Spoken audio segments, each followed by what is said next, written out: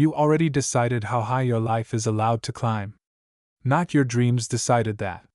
Not your circumstances decided that. You decided it long before you ever tried. Think about something that makes you anxious right now, a conversation, an event, a decision sitting quietly in the back of your mind. Now notice how much power you've already handed that feeling, and how much of your future you've quietly shaped around avoiding it. Most people never question this process because it happens beneath the surface, wrapped in language that sounds reasonable. We call it being careful. We call it being realistic. But underneath those words sits something much simpler, and much more limiting than we admit. The ceiling on your life is rarely built by the world around you. It's built by fear wearing the mask of good judgment, and by anxiety pretending to be wisdom. ## the psychological nature of your limits. Here's the uncomfortable truth about limitation. It is almost entirely psychological, and it survives because it hides inside something we trust completely, our own sense of self. We attach our identity to a version of ourselves that already carries these fears baked into its foundation, and we forget that the fear was never actually part of who we are. It only sits on the surface, layered over something much deeper and much steadier underneath. Anxiety works by pulling your attention constantly toward the future. It convinces your brain that danger is more likely than it really is, while making safety feel far less certain than it actually is. This isn't a character flaw, it's simply how an overactive threat system behaves when it hasn't been questioned in years. And unlike a genuine gut feeling, anxiety loops. It repeats itself, it spreads into unrelated worries, and it shifts its reasoning the moment you try to examine it closely. One day it tells you the timing is wrong, the next day it tells you the plan is wrong, and the day after that it finds a completely new reason to keep you standing still. Picture your inner world as calm, steady water. Anxiety doesn't come from beneath that water. It sits on top of it, like static crackling over a radio signal, drowning out something clearer trying to come through from deeper down. The static isn't dangerous, but it convinces you it is, simply by being loud and constant. And because it never stops chattering, most people never get quiet enough to hear what's actually underneath it. ## learning to tell intuition and anxiety apart. This is where most people get stuck, because both feelings can show up wearing almost identical clothing. A racing heart. A tight chest. A rush of nervous energy right before a big decision. Without a clear way to separate them, people end up treating pure fear as if it were sacred inner wisdom, and that mistake quietly costs them years of their life. So here is a simple test you can run the next time a strong feeling shows up, made of just 3 questions. First, is this feeling loud or quiet? Genuine intuition tends to be calm and specific, while anxiety tends to be loud, repetitive, and demanding an immediate response. Second, is this feeling about right now or about some imagined future? Intuition stays anchored in the present moment, while anxiety almost always drags your mind into a string of what-ifs that haven't happened yet.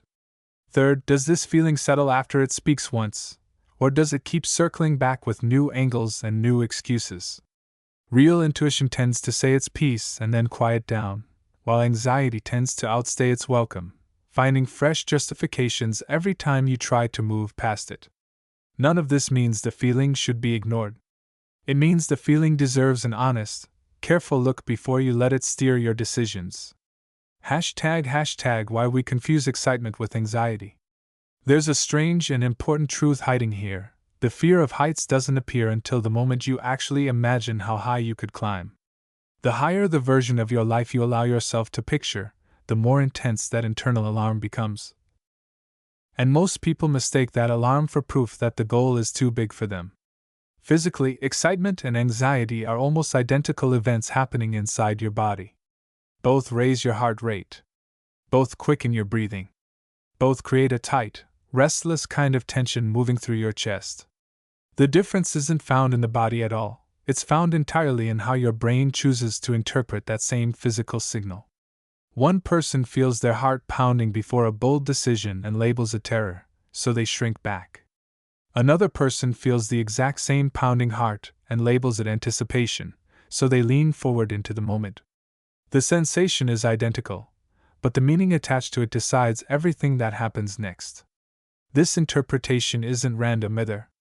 It's shaped by past experience, by old beliefs about what you're capable of handling, and by whether you've learned to trust yourself with the outcome of your own choices. People who don't trust themselves to handle whatever comes next tend to default to labeling that rising energy as danger, simply because danger feels like the safer story to believe. Hashtag avoidance as a habit your brain quietly builds. There's a deeper layer here that rarely gets mentioned in most conversations about fear.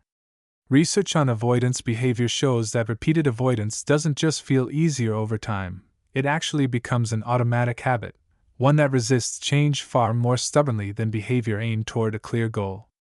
Each time you sidestep discomfort instead of walking through it, the brain quietly reinforces that same pathway, making the next avoidance even more automatic than the last. This explains something a lot of people find frustrating about their own growth. Facing your fear once doesn't dissolve the pattern completely, and that isn't failure, that's simply how habits work. A single act of courage plants a seed, but it takes repetition to grow a new, steadier pathway strong enough to compete with years of avoidance already wired into the system. The goal was never a single dramatic breakthrough. The goal is consistency, showing up again and again until the new response becomes as automatic as the old one used to be. Hashtag the two roads that open at every impulse. The first road is negotiation. You feel the pull towards something meaningful, whether that's starting a business, writing something honest, changing a relationship, or simply speaking up when it matters. Then fear and anxiety step in, and instead of walking through them, you start quietly shrinking the goal to make the fear more comfortable. You tell yourself you'll start next month. You tell yourself the timing isn't quite right yet. You tell yourself a smaller, safer version of the dream will be just as satisfying. This road always feels reasonable in the moment, and that's exactly what makes it so easy to keep choosing. The second road is different. You feel the exact same pull, the exact same nervous energy in your chest, but instead of negotiating it down to nothing, you observe what's actually standing in your way and walk through it anyway.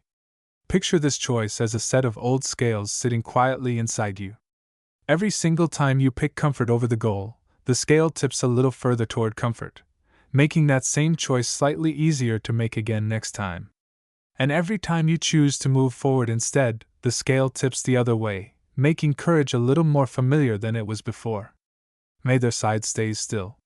You're always feeding one side or the other, whether you notice it happening or not. Hashtag giving the feeling room before reacting to it. Most people rush to label a strong feeling the second it appears, deciding within seconds whether it's fear or excitement, danger or opportunity. But rushing to that label is exactly where mistakes happen most often. A wiser approach is to give the feeling space to unfold before deciding anything about it at all. Here's a simple 60-second exercise you can actually use the next time this happens. When the feeling rises, stop and breathe slowly for 1 full minute, without trying to name the emotion or solve it. Just notice what happens to its intensity during that minute. If the feeling softens and settles as you breathe, it was likely anxiety reacting to uncertainty, and calm attention is often enough to quiet it down.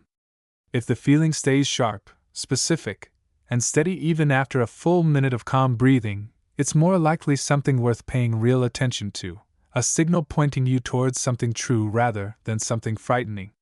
This single pause changes everything, because it interrupts the automatic reflex to avoid discomfort before you've even understood what the discomfort is trying to tell you.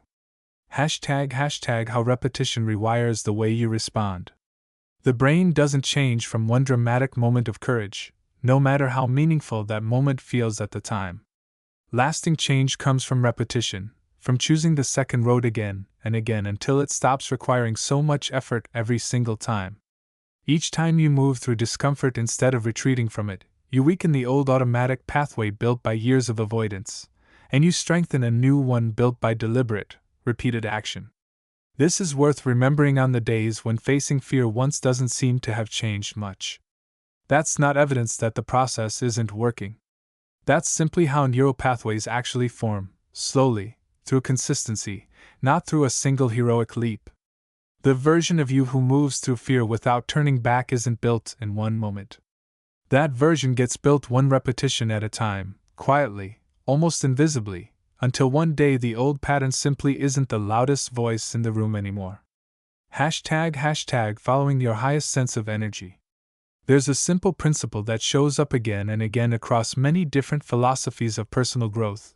Move toward whatever gives you the strongest genuine lift and energy, rather than toward whatever feels safest in the moment.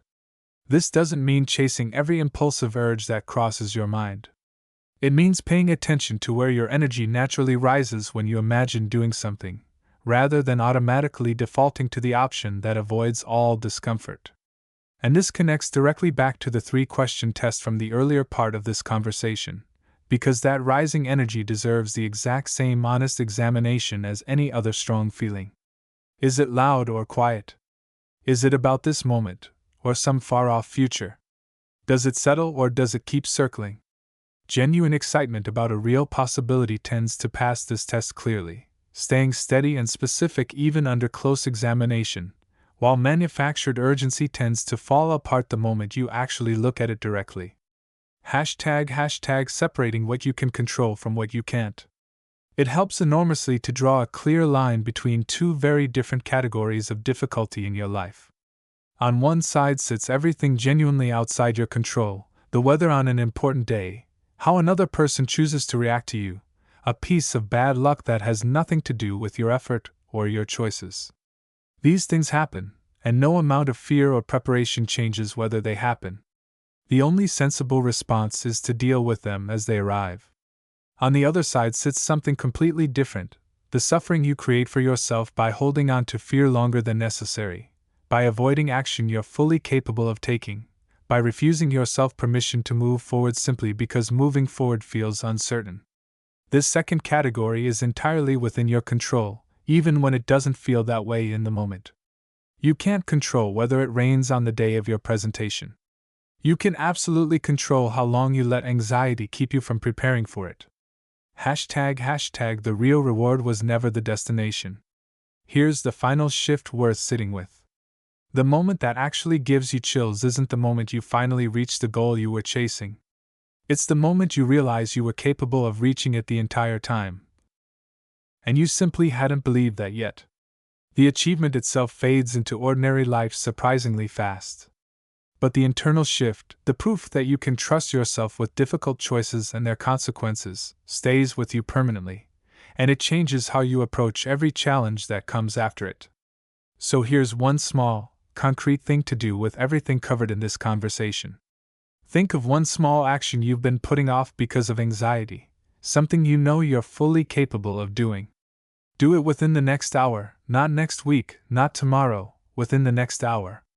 Not because it guarantees some perfect outcome, but because that single action starts tipping the scale in a direction that compounds over time.